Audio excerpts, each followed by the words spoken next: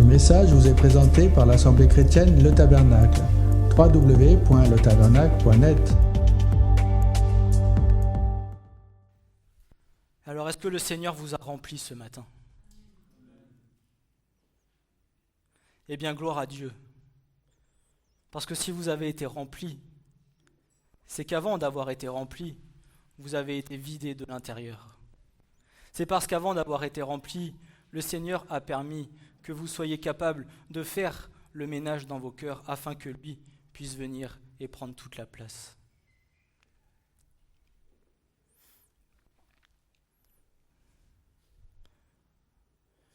Et j'ai un sujet particulier ce matin que le Seigneur a déposé sur mon cœur. Et je ne le cacherai à personne. Ce sujet est quasiment 100% pour ma vie. Et le Seigneur sait pourquoi. Le sujet du message, c'est vaincre nos faiblesses par Christ.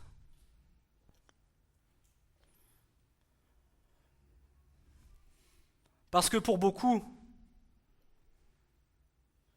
nous avons bien souvent des points où nous sommes faibles.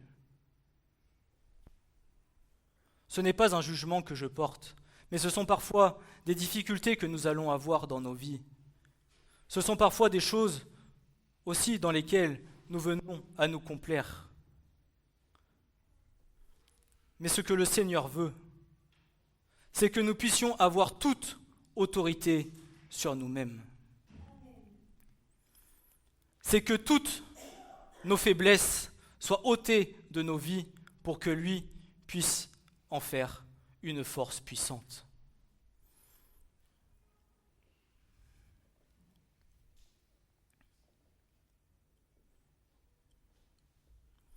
Parce que pour les temps qui arrivent,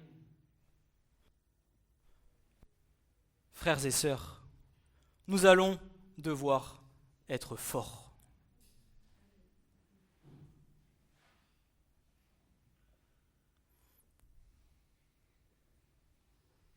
Et cette force, cette puissance, je veux vous le dire, vous l'avez déjà.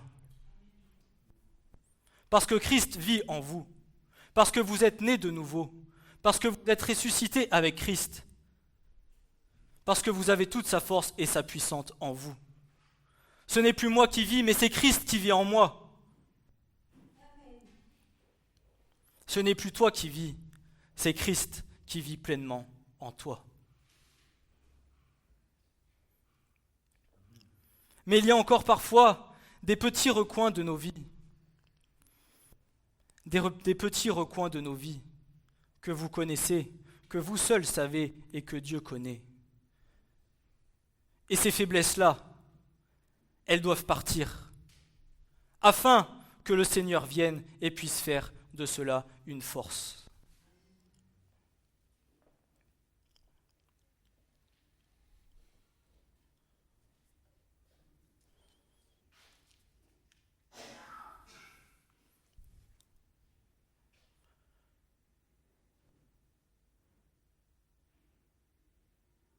À la fin des temps, le Seigneur attend des hommes forts, attend des femmes fortes. Amen.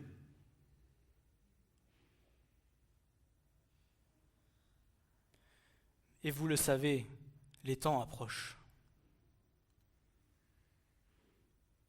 Si ce n'est même qu'ils ne sont à la porte.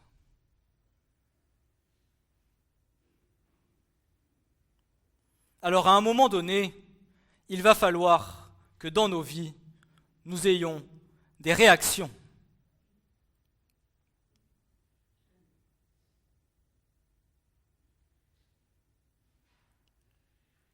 À un moment dans nos vies, il va falloir que ça change, que ça bouge.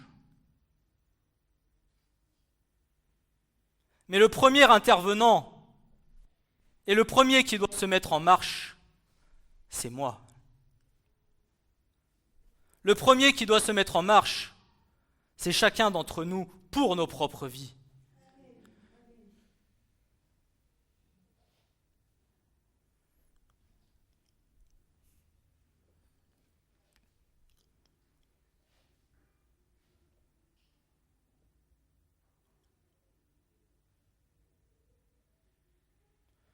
Parce que ce que le Seigneur attend de l'Église, c'est une Église forte et puissante par lui. Les 7000 hommes que le Seigneur s'est formés pour être avec lui, ce ne sont pas des personnes remplies de faiblesse, mais des personnes remplies de force et de puissance par le Saint-Esprit.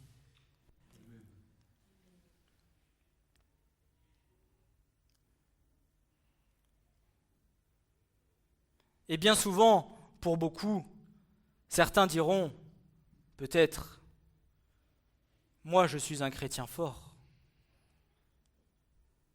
Mais quand nous venons, petit à petit, à creuser, nous nous rendons compte que tous, nous avons des faiblesses contre lesquelles nous avons à lutter. De temps en temps, parfois, et parfois même tous les jours.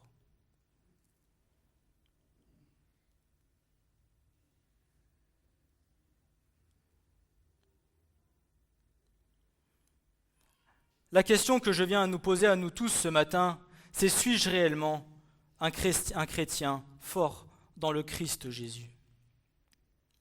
Cette question venant à se poser, il est bel et bien entendu parler de notre foi, parler de notre vie, en celui par qui nous avons été pleinement rachetés. Je ne viens pas à parler de notre degré de présence dans l'Église, de notre degré de connaissance de versets bibliques, de la fréquence de nos prières, autrement dit, tout ce qui viendrait à être vu pour se faire valoir de Dieu.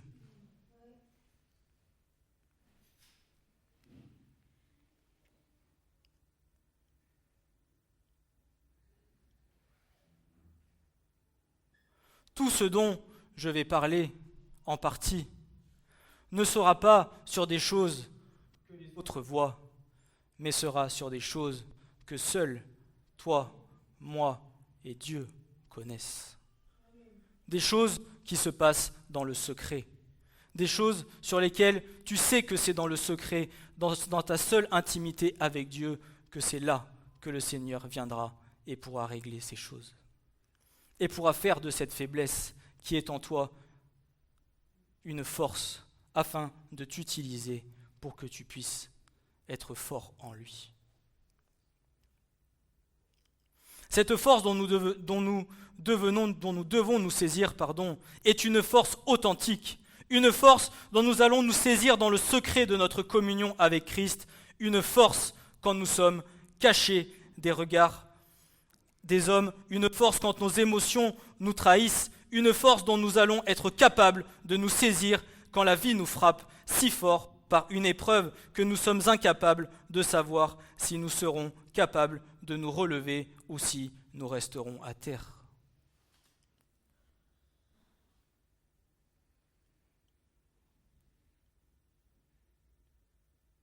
Nous avons tous parfois des faiblesses qui viennent à nous accabler, qui viennent jusqu'à parfois même nous mettre à terre parce que nous ne sommes pas prêts à ces choses.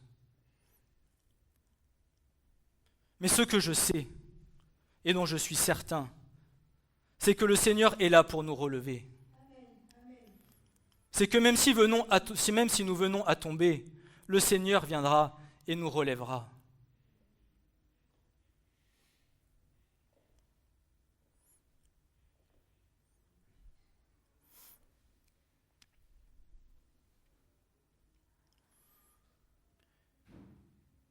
Et il y a quelque chose que j'ai mis et que je veux souligner. C'est que peut-être certains ont déjà compris toutes ces choses. Ce que je veux dire, c'est que je rends gloire à Dieu pour cela. C'est que je remercie Dieu pour tous mes frères et sœurs qui ont compris à quel point les faiblesses que nous avons en nous doivent disparaître pour que ces faiblesses soient une force en Christ.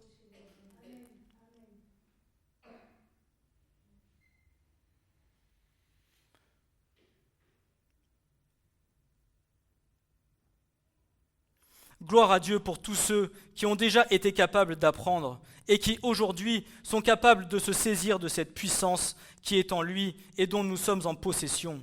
Si du moins nous l'avons reconnu comme Seigneur et comme Sauveur, car nous avons été crucifiés avec Christ et nous ne vivons plus nous, mais Christ vit en nous, et ce que nous vivions maintenant dans la chair, nous le vivons dans la foi au Fils de Dieu qui nous a aimés et qui s'est livré lui-même pour nous. Galates 2 et verset 20. Nous avons tout pleinement en Jésus-Christ.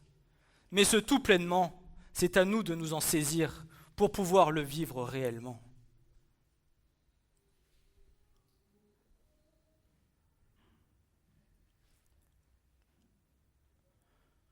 Nous n'avons pas tous au même pas, mais pour tous ceux qui ont compris, je rends gloire à Dieu pour ces choses, parce que c'est une merveille, parce que c'est quelque chose de beau, c'est quelque chose de grand, parce que ça leur permet de pouvoir être une force puissante dans tout ce qu'ils traversent.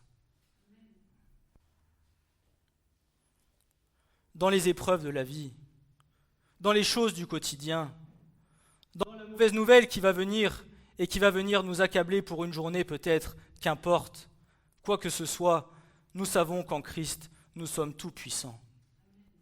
Et pour ces derniers temps, quel que soit ce qui se passera en Christ, nous avons toutes choses. Et ce n'est plus lui qui vit, mais parce que c'est lui qui vit en nous, alors nous avons toute la puissance que lui peut avoir. D'où est la force de l'Église? Christ est l'Église. Christ est à la tête et nous sommes le corps. Et si nous sommes le corps, alors nous avons toute puissance.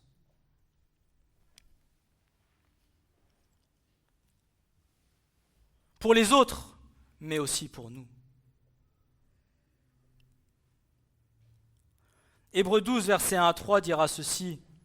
C'est pourquoi nous aussi, ayant une si grande nuée de témoins qui nous entourent, rejetant tout fardeau et le péché qui nous enveloppe si aisément, courons avec patience la course qui est devant nous, fixant les yeux vers Jésus, le chef et le consommateur de la foi, lequel, à cause de la joie qui était venue devant lui, a enduré la croix.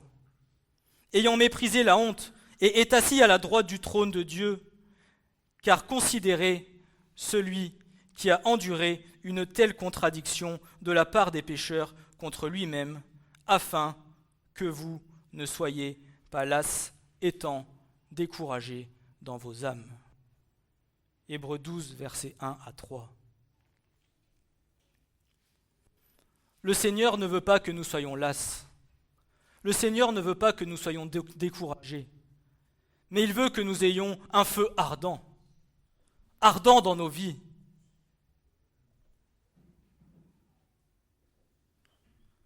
Que nous nous remuons. Qu'il y ait des choses qui changent.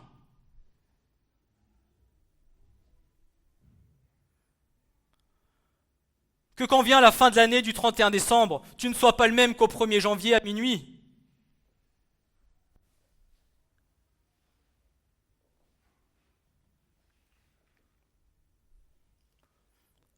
Le Seigneur attend que les fruits se voient.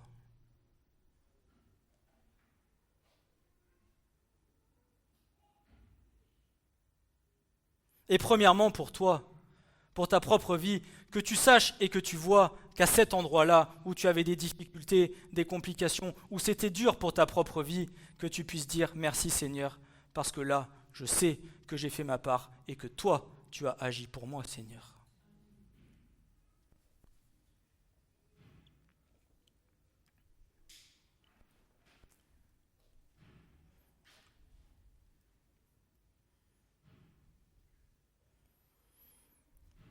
Comme nous l'avons déjà abordé, être chrétien, enfant de Dieu, disciple de Christ, ce n'est pas simplement d'assister à un culte, c'est aussi être capable, en puisant la force en Christ, de résister quand tout en nous veut abandonner.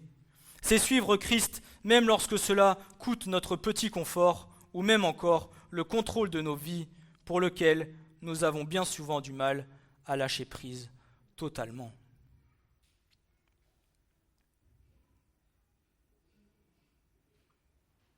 Il est préférable et bon de nous analyser nous-mêmes dans nos propres vies, éclairés par la lumière du Saint-Esprit, plutôt que de prendre du temps à regarder ce qui chez l'autre ne convient pas, étant dans la majorité du temps analysés par nos propres chairs. Oh, combien de fois avons-nous tendance à regarder chez l'autre les défauts? Comme le dit souvent mon frère Julien dans les prédications, tendance à regarder la petite chose chez l'autre qui ne va pas, alors que nous, c'est une poutre que nous avons à enlever de notre œil.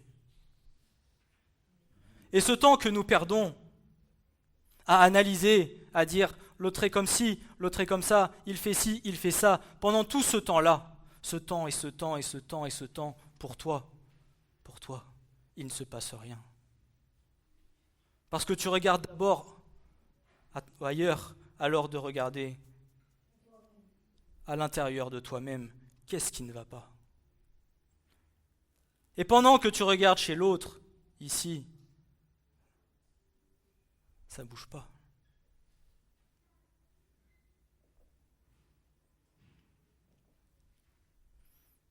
Mais si parfois nous voulons que ça bouge, il faut être capable de se regarder dans une glace et de se dire et de se reconnaître tel que nous sommes plutôt que de juger notre prochain. Miroir, miroir, qui est la plus belle? Toi.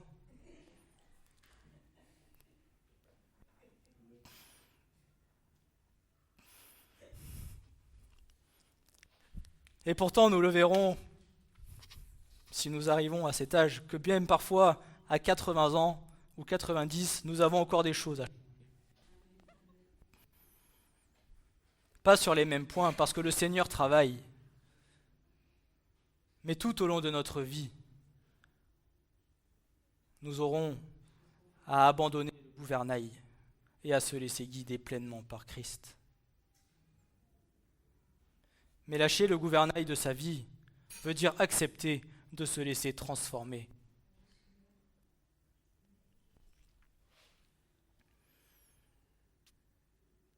Si nous en venons à être honnêtes avec nous-mêmes, nous venons à nous rendre compte que nous ne sommes pas si forts que ceux que nous en avons l'air.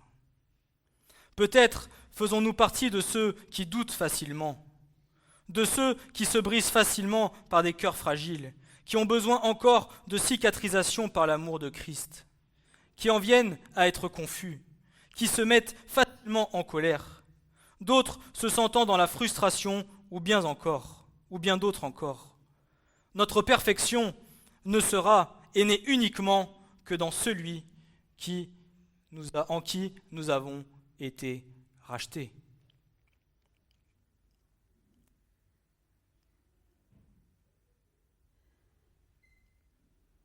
Je vais vous prendre mon exemple. Le stress, l'anxiété, la timidité sont des choses contre lesquelles chaque jour c'est une lutte quotidienne.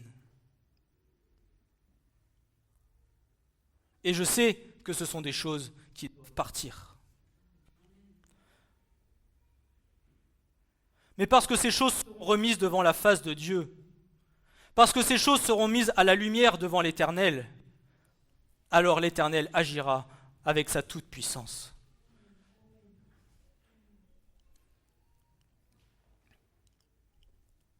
Et c'est ce que nous partagions. Notre liberté en Christ, oui, nous l'avons, mais il y a encore certaines choses qui doivent partir de nos vies pour que nous puissions goûter pleinement à toute la liberté que Christ nous a donnée. Il y a encore des choses qui viennent, qui nous travaillent, qui nous titillent, sur lesquelles l'ennemi pointe dans nos vies. Et ces choses-là doivent partir dans l'autorité du nom de Jésus.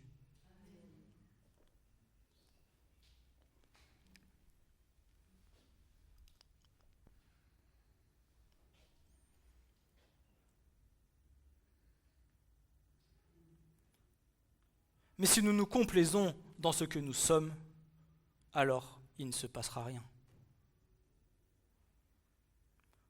le premier pas de foi est le nôtre.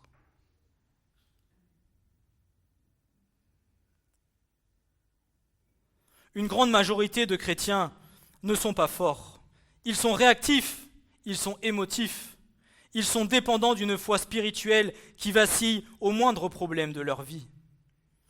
Pour nous tous aujourd'hui, qui ne sommes pas appelés à refléter ces différents types de caractères, bien au contraire. Par Christ, nous avons été appelés à vaincre nos faiblesses, à devenir des personnes de caractère, de conviction et de fermeté. Des chrétiens qui ne se contentent pas simplement de croire en Dieu et de faire du Créateur une religion, mais qui, bien au contraire, vivent à partir de lui en reflétant l'image de qui il est.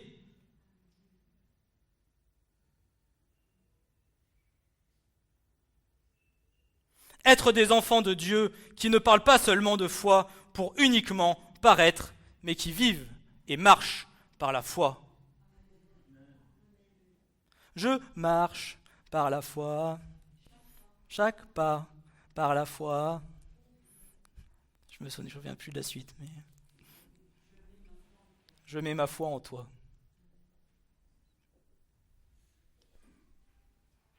Marcher par la foi.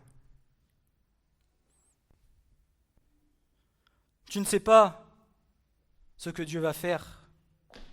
Avance. Tu ne sais pas ce que Dieu fera demain avec toi. Avance. Tu ne sais pas de quoi demain est fait. Avance.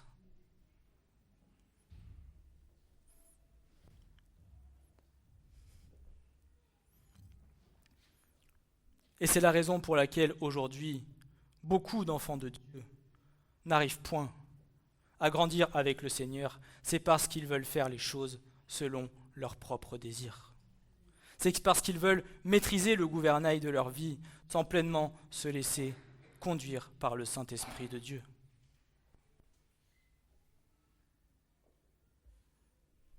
Mais en tout temps, le Seigneur répond aux besoins.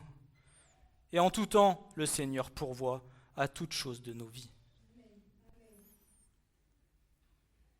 Et je sais qu'ici, tous, vous en avez fait l'expérience. Et gloire à Dieu, parce qu'il prend soin de ceux qu'il aime. Et s'il prend soin de ceux qu'il aime, alors il nous aidera à vaincre toutes nos faiblesses.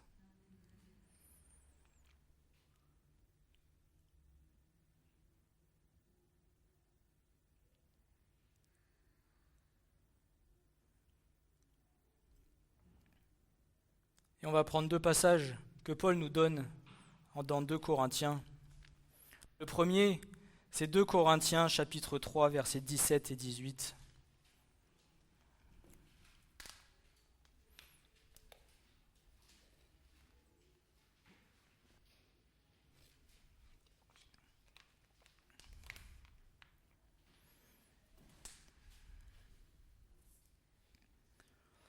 « 2 Corinthiens 3, versets 17 et 18.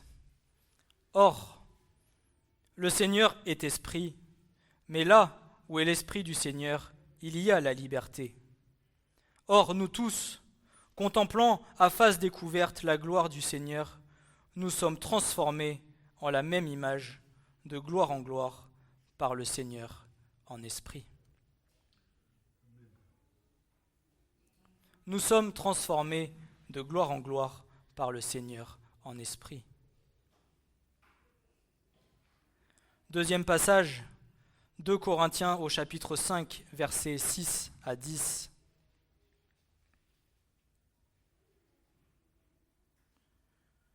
Et Paul dira, « Nous avons donc toujours confiance et nous savons qu'étant présents dans le corps, nous sommes absents du Seigneur, car nous marchons par la foi, non par la vue. Nous avons, dis-je, de la confiance, et nous aimons mieux être absents du corps et présents avec le Seigneur.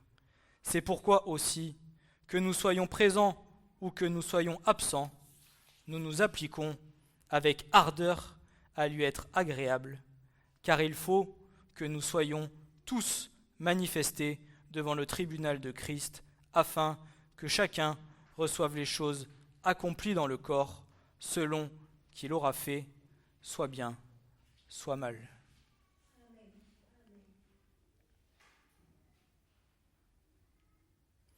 La véritable force spirituelle ne repose pas sur des émotions intenses que nous venons ressentir, mais sur la résilience, la vision et l'identité. La résilience, la vision et l'identité. Je m'explique. Par le véritable don de nos vies à Christ, alors notre capacité à affronter les épreuves que nous devons surmonter sera plus simple. Si nous venons totalement à nous abandonner, alors les épreuves que nous allons avoir à affronter seront nettement plus simples.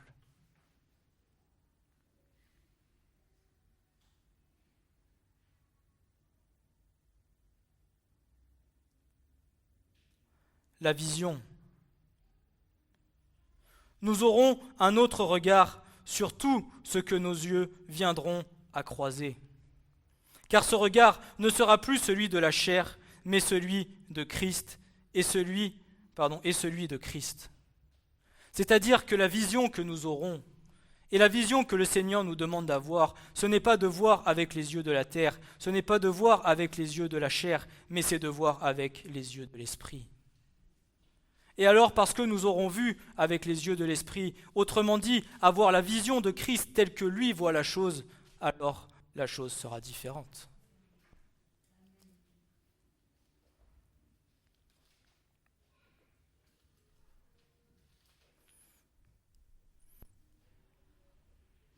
Et plutôt que de pointer bien souvent, comme nous le faisons, ce qui est mal, nous viendrons à pointer le bien de manière à ce que nous puissions rendre gloire à tout ce que le Seigneur fait de bon ici-bas.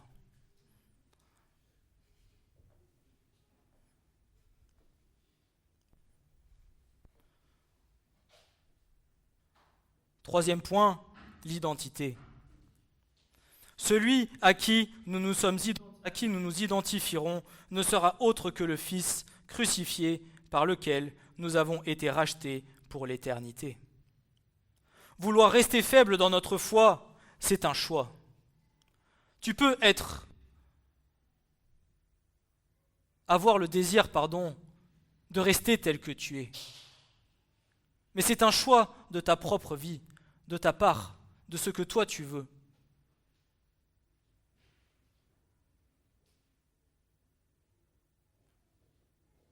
Celui qui vient à se complaire dans ses faiblesses, c'est son choix. Personne ne lui interdit.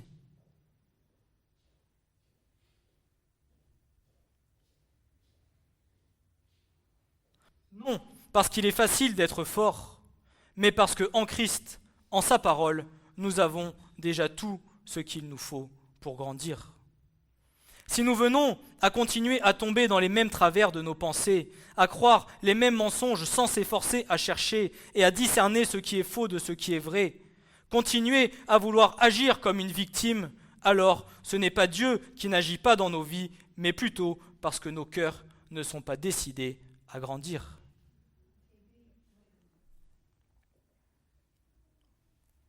Si tu en viens à rester tel que tu es, Dieu te donnera toute la liberté pour ta vie. Tu es maître de ce que tu veux faire, des choix que tu entreprends. Si tu acceptes, alors oui, Dieu viendra et agira selon le désir de ton cœur. Mais si ton désir est de rester tel que tu es, ne viens pas dire « Le Seigneur n'agit pas dans ma vie, il ne se passe rien ». Parce que ce n'est pas Dieu qui n'agit pas, mais c'est toi qui l'empêches d'agir. Parce que tu n'es pas prêt à changer.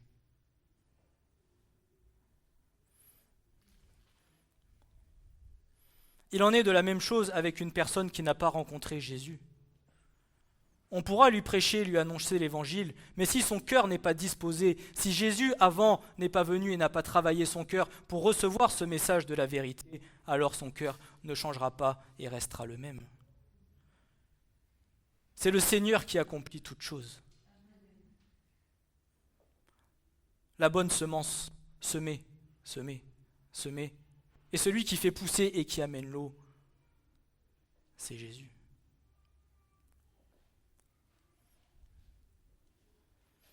Et c'est pareil pour notre vie.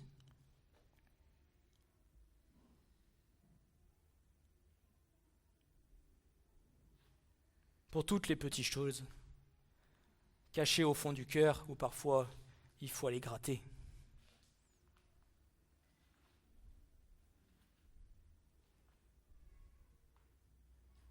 Ou comme disait mon frère Francis, ce qui est enfoui tout au fond du tiroir, derrière les torchons que personne ne voit. Mais sauf que quand tu ouvres le tiroir, c'est toujours là.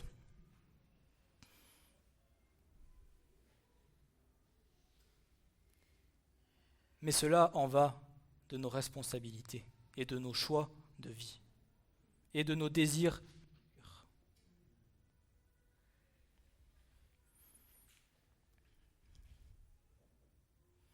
Ce qu'il nous faut bien comprendre, c'est que notre faiblesse spirituelle n'agira pas uniquement sur nous et notre propre foi. Qu'est-ce qu'il est en train de me raconter ?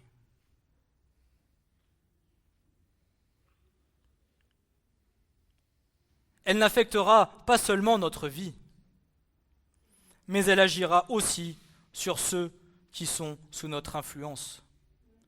Notre femme, notre mari, nos enfants.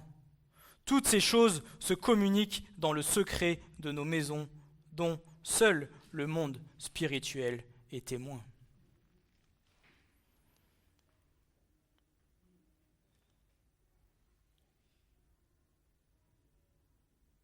Est-ce que vous savez que l'état dans lequel nous sommes se transmet dans nos maisons ? C'est pour cela qu'il nous faut être vigilants sur l'état dans lequel nous sommes. De faire attention à ce que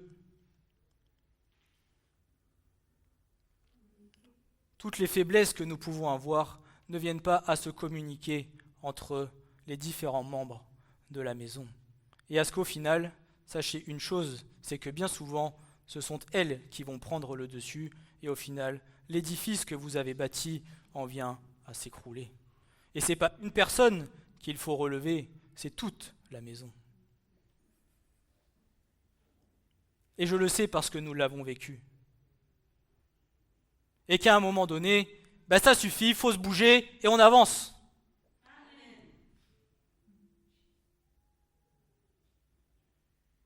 Mais on n'avance pas tout seul, on avance avec le Seigneur.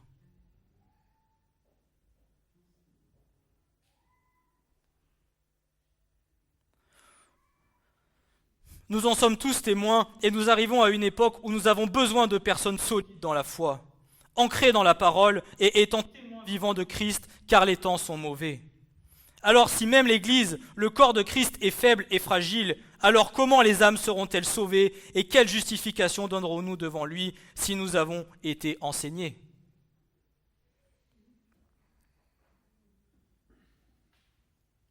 L'Église est le premier témoin de Christ, puisqu'elle est le corps. Alors si nous tous, même, nous sommes complètement avachis sur nos problèmes, alors dans quel état est l'Église et quel témoignage donnons-nous aux gens du dehors ?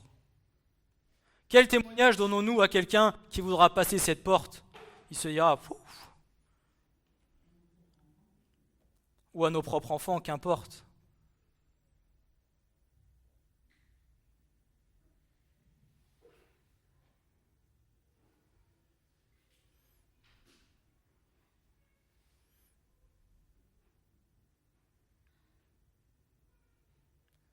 Mais comme nous l'entendons souvent, l'Église a perdu sa flamme. L'Église a perdu le feu.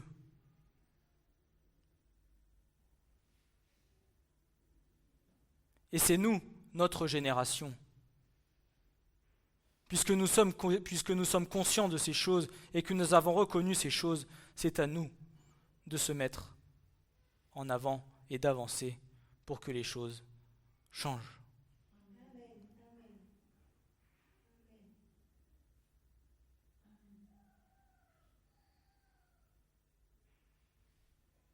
Je dis nous, mais beaucoup moi.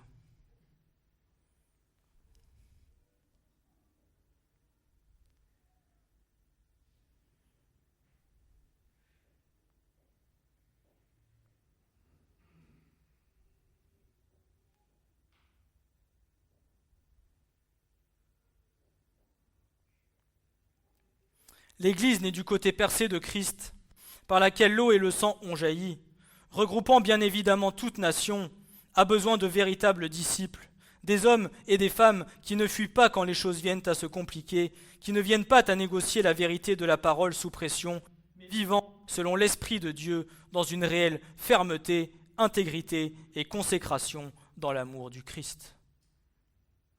Certains pourraient penser qu'ils sont forts en Christ simplement parce qu'ils crient fort, parce qu'ils occupent une position et savent parler avec éloquence, mais la véritable force se manifeste, comme nous l'avons évoqué, à la maison, dans l'esprit, dans notre relation intime avec Christ, dans le silence et dans l'écoute du Saint-Esprit.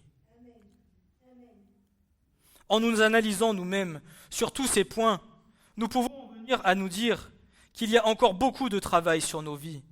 Mais ce qu'il ne faut pas, c'est d'être honteux de ce que nous sommes, car en Christ, nous sommes une merveilleuse créature, mais nous ne devons pas nous contenter de l'état dans lequel nous sommes. Il nous faut avoir le désir d'accepter d'être transformés par le Saint-Esprit.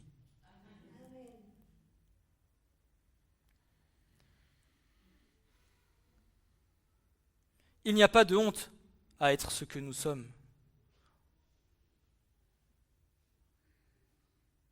Dieu ne juge personne, alors encore moins ceux qui sont sur la terre.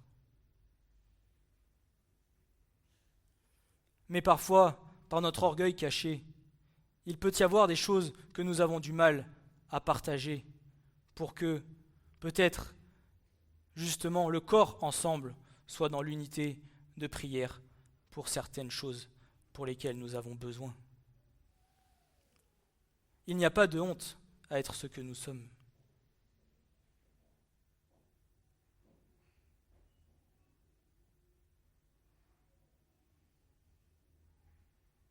Nous appartenons tous à Christ et nous ne formons qu'un avec lui.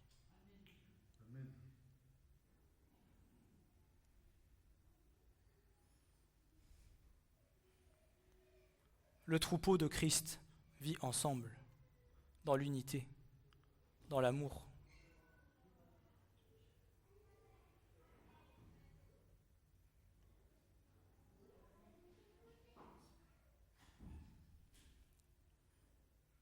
Et je crois que c'est quelque chose que l'Église a besoin de prendre conscience aujourd'hui.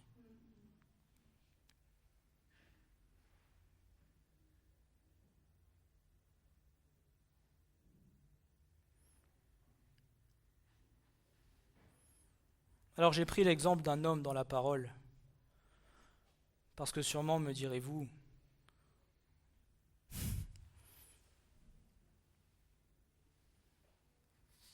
et il est bien souvent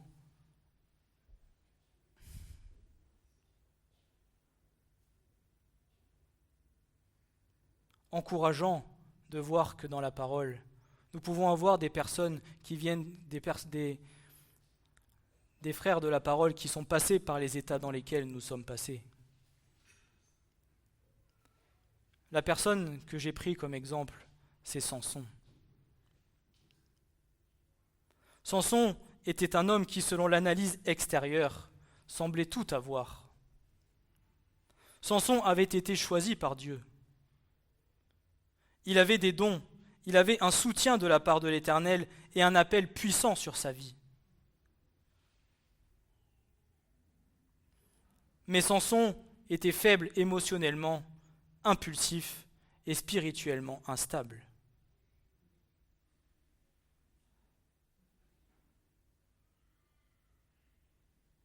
Comme quoi, vous voyez, même dans la parole.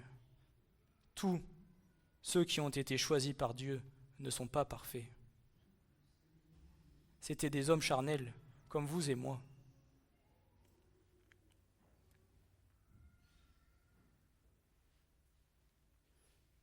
C'était un homme qui avait une grande force physique, mais peu de maîtrise de soi.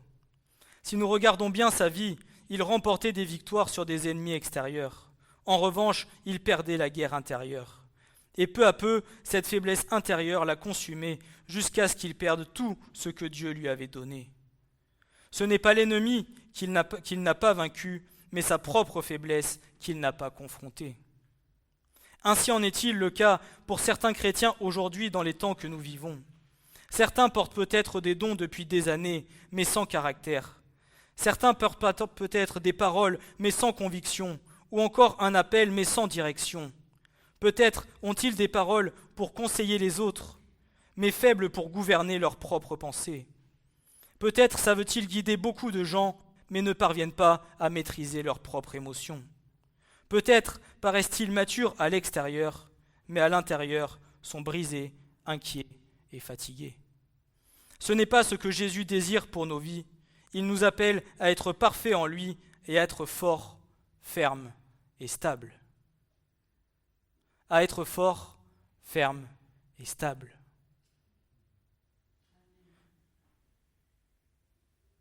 Ne jugeons pas à l'apparence, parce que l'apparence est souvent trompeuse.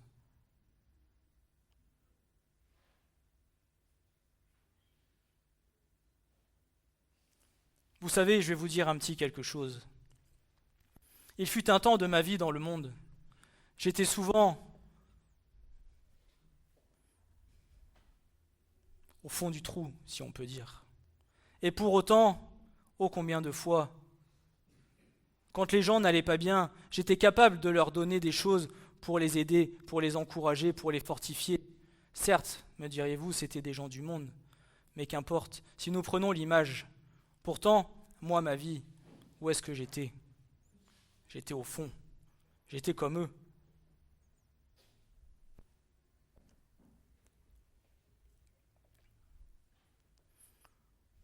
Nous pouvons être forts en apparence, mais faibles à l'intérieur.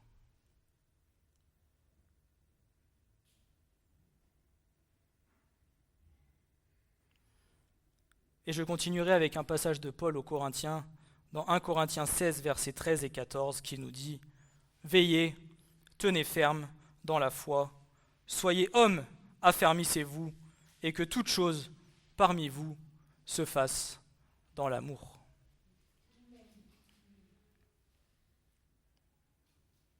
1 Corinthiens 16, versets 13 et 14. Veillez, tenez ferme dans la foi, soyez hommes, affermissez-vous, que toute chose parmi vous se fasse dans l'amour. Cette force ne se fabrique pas par un moyen quelconque. Elle se forme, elle s'entraîne, elle se construit avec la vérité, le caractère, la pratique et une foi appliquée. Nous sommes appelés à vivre comme celui qui a été formé par Dieu, autrement dit Jésus-Christ, nous qui avons seulement été pardonnés, mais aussi transformés par lui.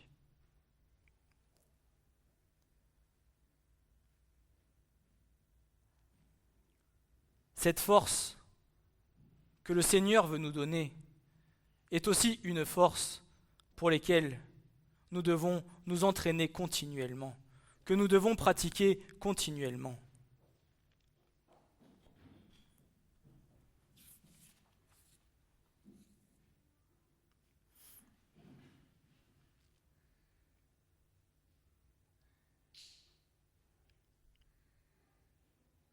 Et pour aujourd'hui, je vous parlerai de la première bataille que nous avons à vaincre, qui est la bataille intérieure.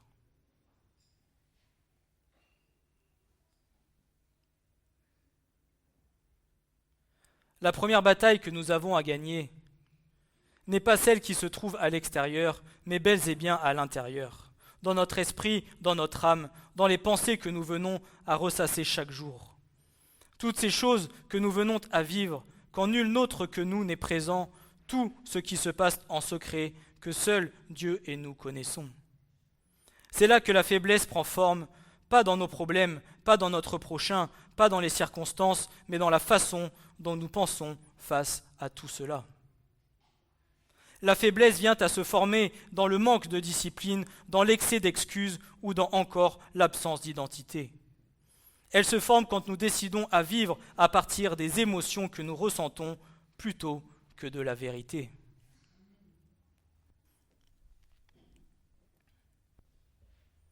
Elle vient à se produire à partir des émotions plutôt que quand nous vivons dans la vérité.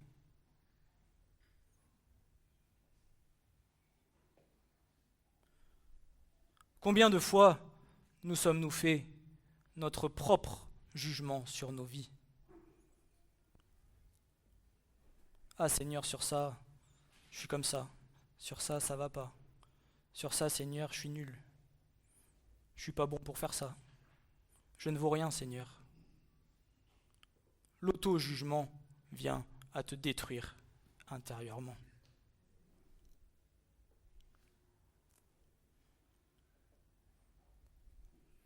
Et c'est une chose contre-productive de ce que le Seigneur veut faire avec toi, avec moi.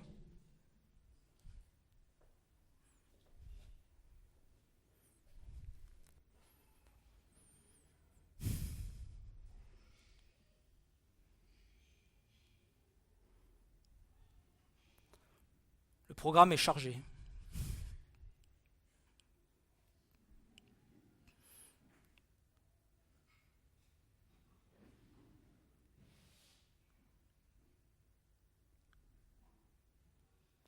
Nous ne pouvons venir à confronter ce que nous refusons d'admettre si aujourd'hui nous sommes encore fragiles face à ce que nous aurions déjà dû surmonter. Ce n'est pas par manque de pouvoir, mais par manque de caractère, de fermeté et d'entraînement intérieur.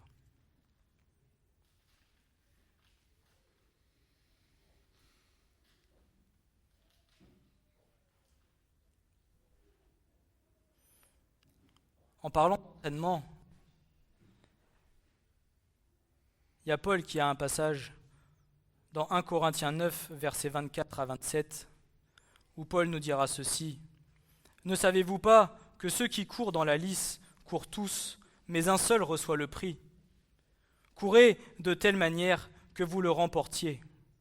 Or, quiconque combat dans l'arène vit de régime en toutes choses, eux donc, afin de recevoir une couronne corruptible. Mais nous, afin d'en recevoir une incorruptible, moi, je cours ainsi, non comme ne sachant pas vers quel but je combats ainsi, mais non comme battant l'air, mais je mortifie mon corps et je l'asservis, de peur qu'après avoir prêché à d'autres, je ne sois moi-même réprouvé. »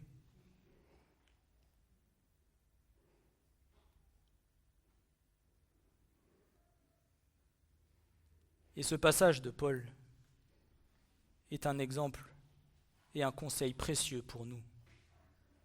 Et pour moi, pour tous ceux qui viennent à annoncer l'évangile de Christ et la parole de vérité dans nos vies. Puisque les premiers qui seront jugés, ce seront ceux qui apportent la parole.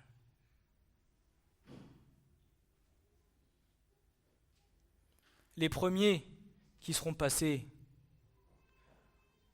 au scanner, ce seront ceux qui sont devant.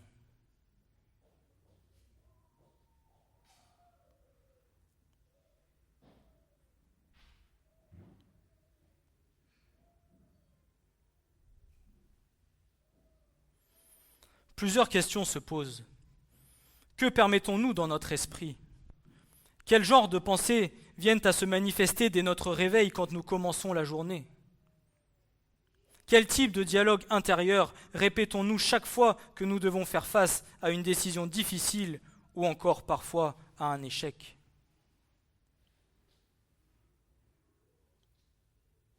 Qu'est-ce que nous venons à nous dire dans ce tourbillon de pensées qui vient chaque jour nous oppresser, plutôt que d'avoir pleinement la pensée de Christ.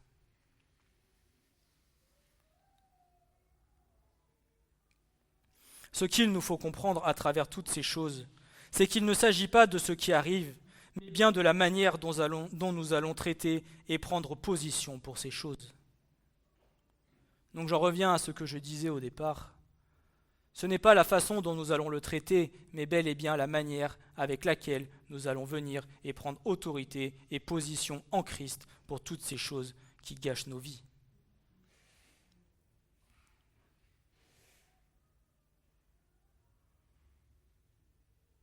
La faiblesse spirituelle n'est pas un manque de foi, mais un excès de pensée charnelle qui, pour beaucoup de chrétiens, leur font perdre leur temps et leur énergie. Ils vont penser comme un homme, mais pas comme Christ pense. Ils vont croire davantage en leurs émotions plutôt qu'en ce que Christ a déjà dit. C'est accorder plus d'importance à ce que nous ressentons plutôt qu'à ce que nous avons reçu de la vérité.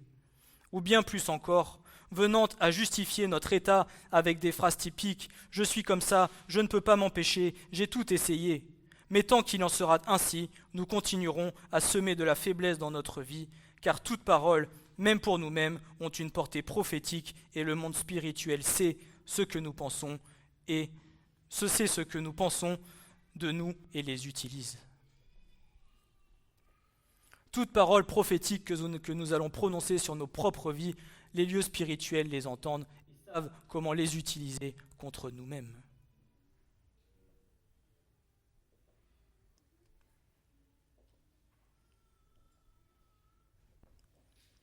Mais je parle de notre personne propre, mais il en est ainsi pour toute parole.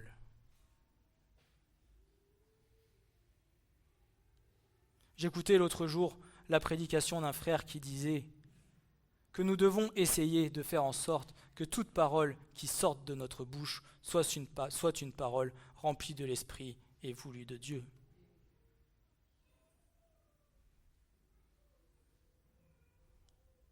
Si nous faisons un tri dans toutes les paroles que nous disons dans la journée et que nous mettons d'un côté celles qui portent du fruit et celles qu'il faut mettre à la poubelle, je peux vous dire qu'à mon avis, le sac va être lourd.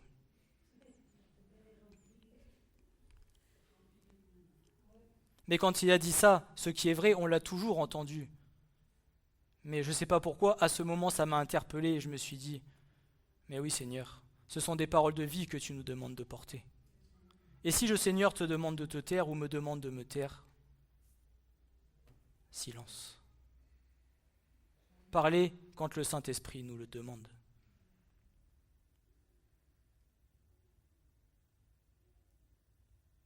Alors ne dis plus que tu es comme ça, que ça fait 35 ans que tu es comme ça et que de toute façon tu ne changeras pas, parce que si tu es comme ça, un jour ou l'autre, si le Seigneur le veut, il te changera. Et il le veut.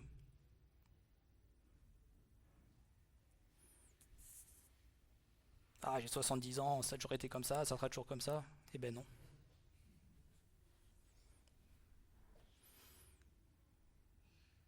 J'apporte un peu d'humour, mais c'est la vérité.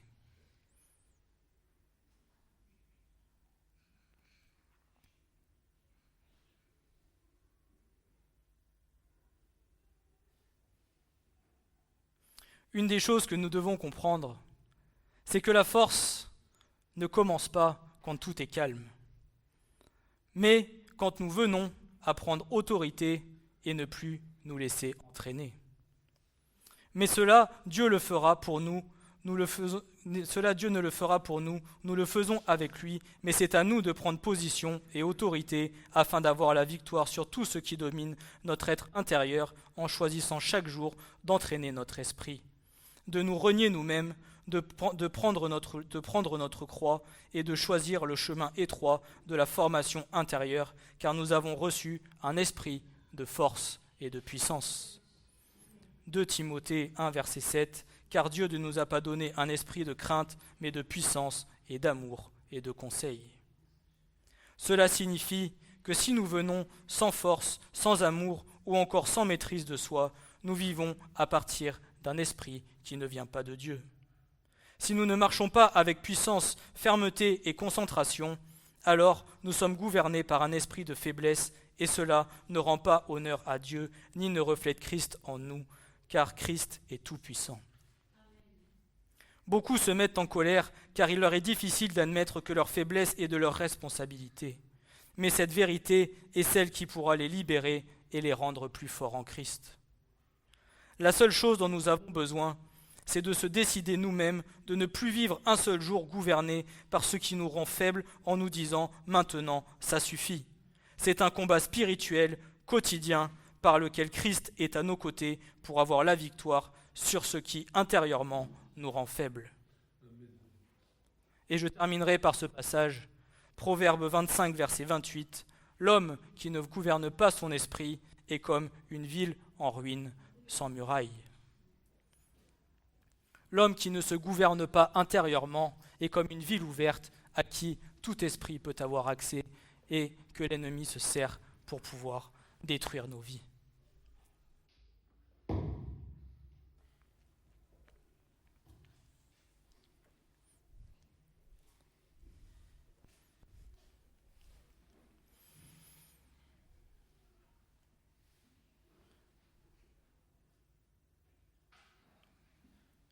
Le Seigneur veut faire de grandes choses, mais à nous de nous laisser pétrir et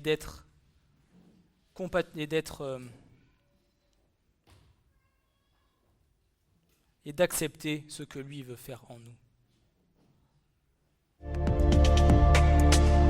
Ce message vous a été présenté par l'Assemblée chrétienne Le Tabernacle. www.letabernacle.net. Afin que nous puissions vraiment comprendre tout ce en quoi les faiblesses que nous pouvons avoir peuvent être des blocages pour que nous grandissions dans le Seigneur. Amen.